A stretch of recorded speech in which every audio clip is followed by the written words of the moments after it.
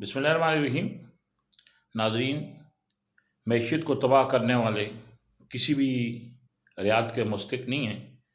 मुल्क भर में स्मगलिंग शुदा अशिया की तरसील ज़ोर शोर से जारी है और इसमें मैं समझता हूँ कि वो लोग, उनकी बड़ी भारी ज़िम्मेदारी आयद होती है कि जिनकी ज़िम्मेदारी है, कस्टम है और मुख्तलिफ़ पुलिस चेक पोस्टें हैं, थाने हैं, उनकी हदूद से भी ये स्मगलिंग शुदा अशिया बड़े आज़ादाना तरीके से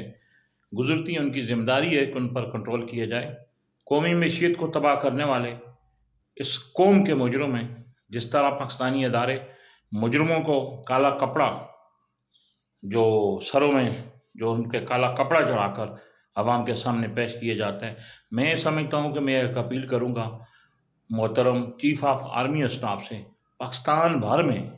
जितनी भी जो रास्ते हैं जहाँ स्मगलिंग होती है और उसमें जो लोग,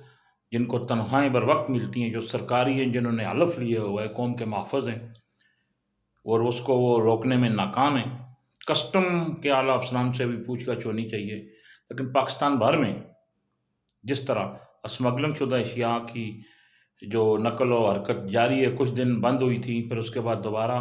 अब भी ये सिलसिला जारी है, जिससे कौमी ख़जाने को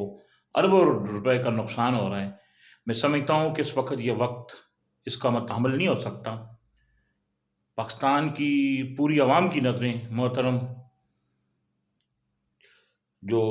चीफ ऑफ आर्मी स्टाफ पर हैं कि एक ऐसा बहरहम एहतसाब किया जाए और उन लोगों को इसी तरह कपड़ा डाल कर, मैं समझता हूँ कि जैसे काले कपड़े चढ़ाए जाते हैं मुजरिम पर, ये कौमी मुजरिम है, ये किसी रियासत के मुस्तहिक़ नहीं है, इन्हें भी इसी तरह जो कौम के सामने लाया जाए और स्मगलों के साथ साथ उनके सलूतकारों को भी गिरफ्तार किया जाए